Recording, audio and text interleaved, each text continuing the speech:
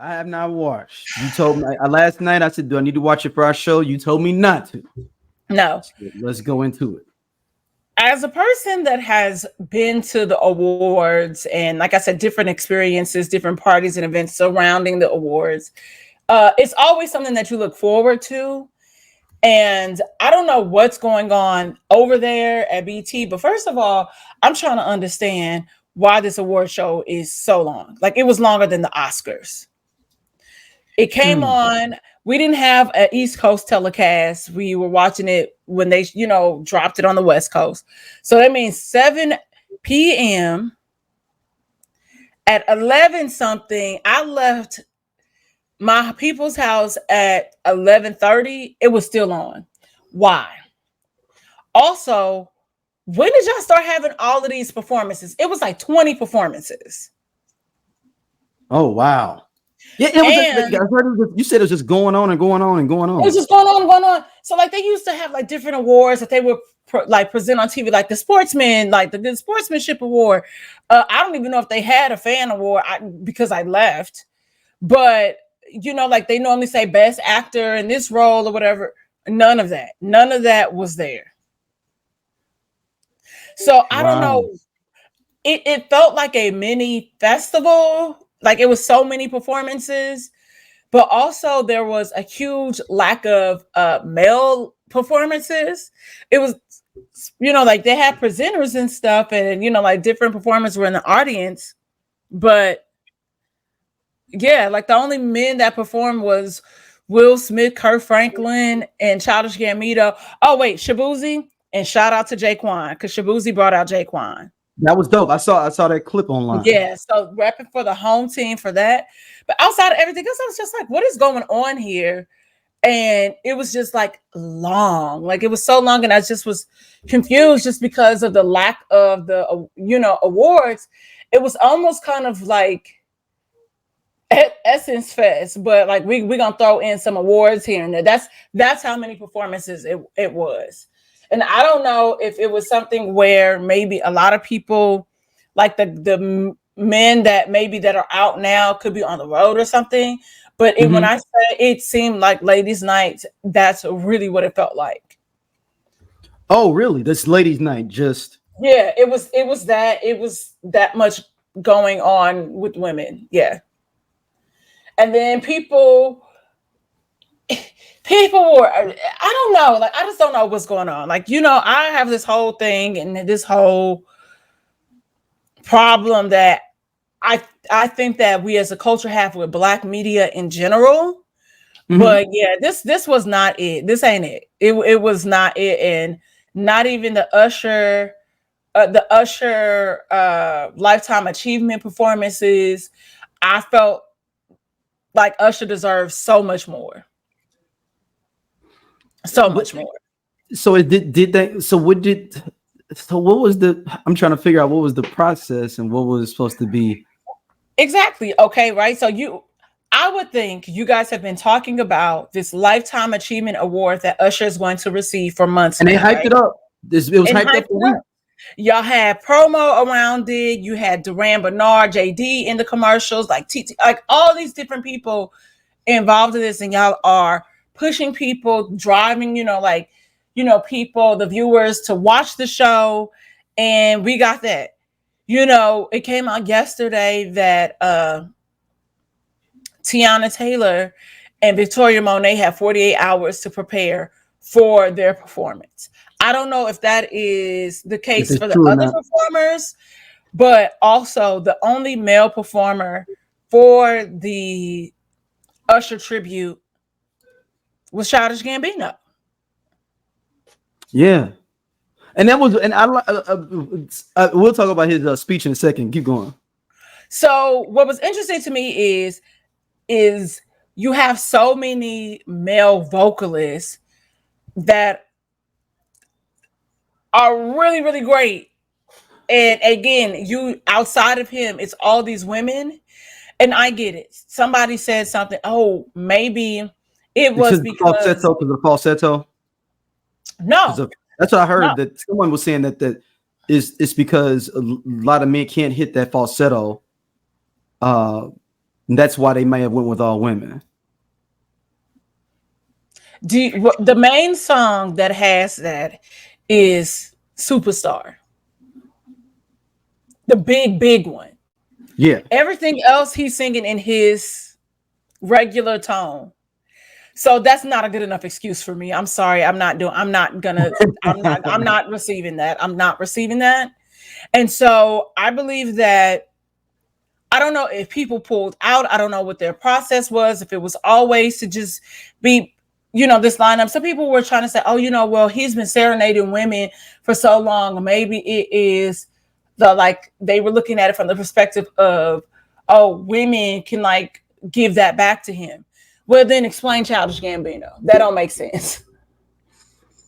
Then somebody said, my homeboy was like, well, had you ever stopped to think if maybe Usher selected those people? I said, you're going to tell me that Usher selected Tinashe to perform? and I like Tinashe. She's an Aquarius like us.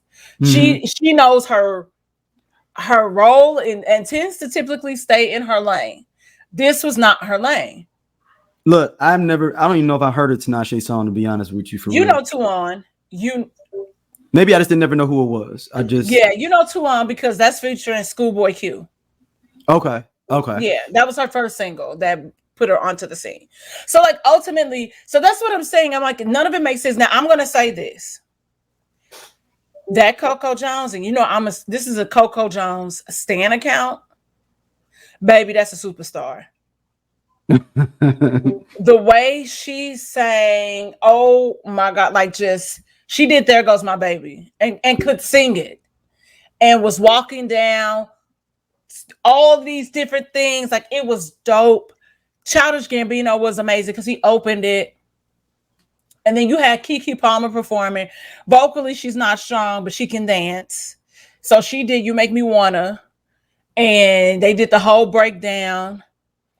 And she drops the pants. So, and we forget that Usher used to do that. So that was dope. But then after that, it just fell flat. Even Marsha Ambrosia singing Superstar, which low-key, not trying to be funny, probably should have been Faith Evans because she is all up and through the background vocal. That's a good pick. Rock with me on it. If you're going to do that, give us. So it seemed rushed. And the other girlies, they performed, Victoria Monet and Tiana Taylor. Victoria didn't sing. They did Bad Girl, and it was more of, them dancing together. But I'm trying to understand where were the men? Okay, you got Chris Brown on tour. Who is the main person that you would call?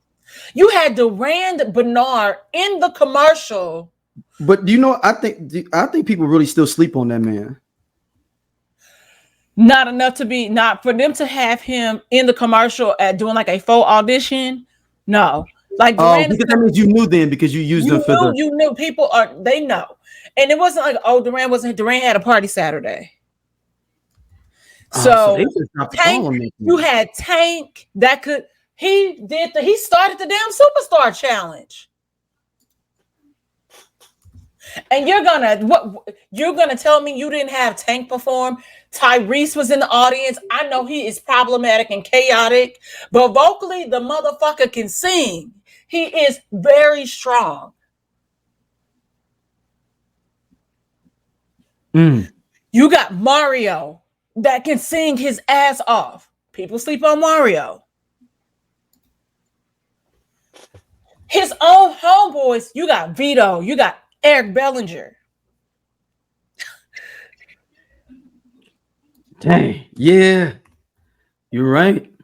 So I'm just trying to understand what happened here and how they dropped the ball. When I tell you, when Tinashe came out, I said, "Oh, you kidding?" And I got up and went in the kitchen and got another plate because the BET Awards for so long.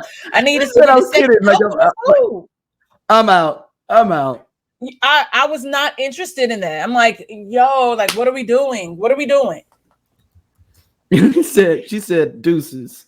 And I'm also confused as to how you guys, out the gate didn't have LA Reid and Babyface introducing Usher. I get it. Jimmy Jam and Terry Lewis, they have collaborated on other tracks, but why wouldn't you have the people that found Usher, or like how we met Usher, Right.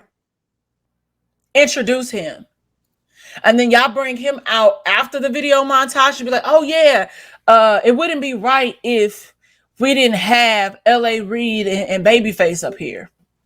And you like, you think?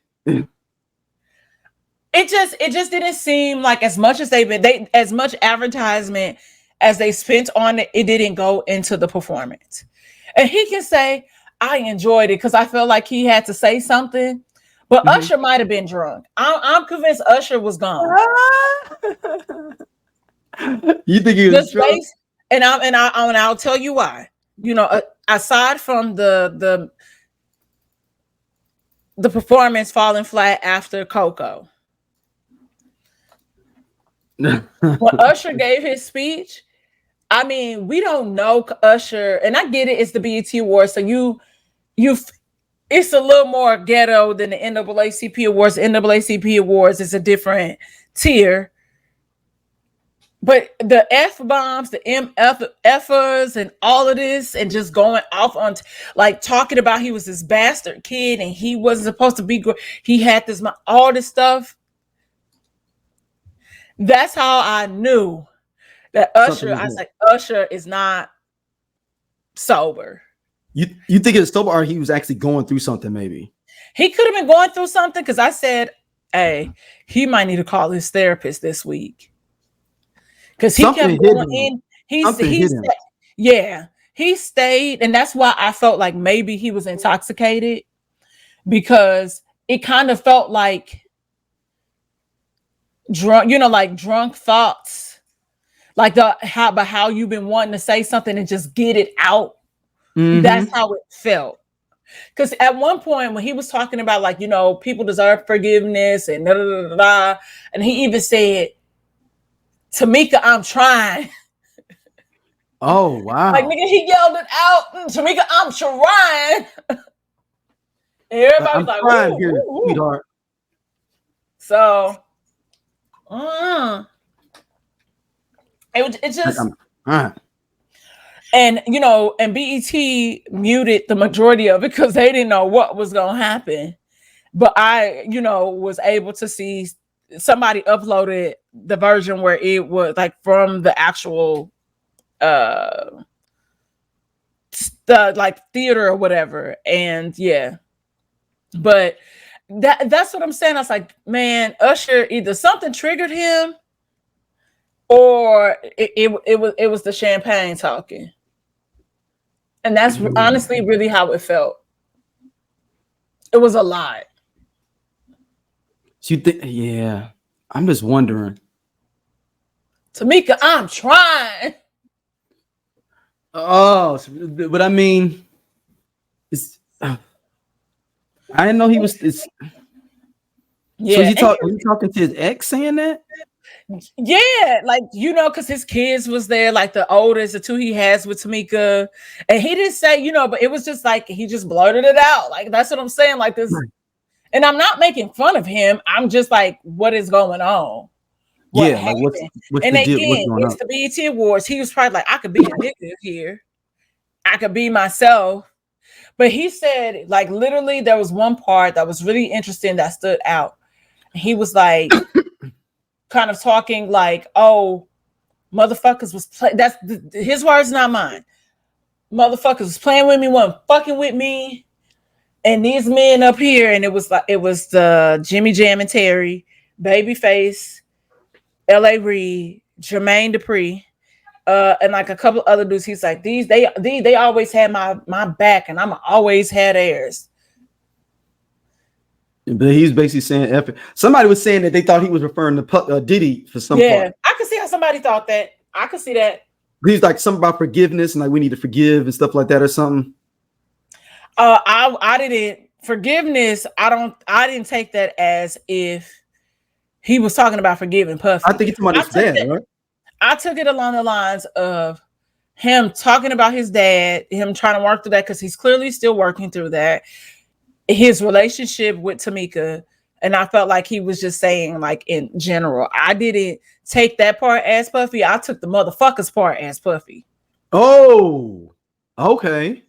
I felt like that shade could have potentially been there because, like, think about it. Like, okay, let's have a full transparency moment here. And you know, if we have any listeners that are victims of sexual assault or abuse, I don't want to trigger you, and I'm just disclaimer now.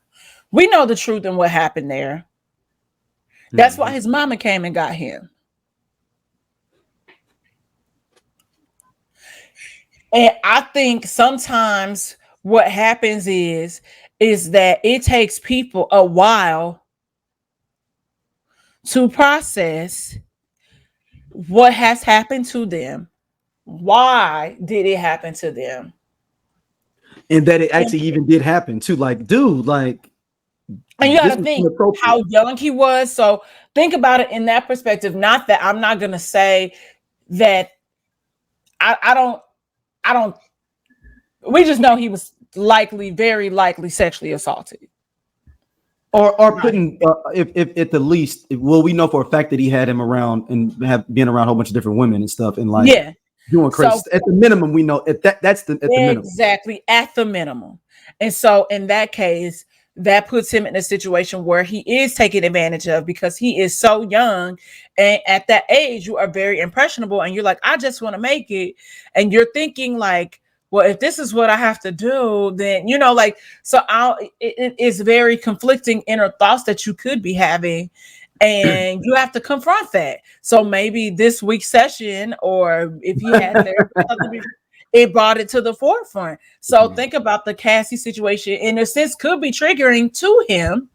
I mean, think about that.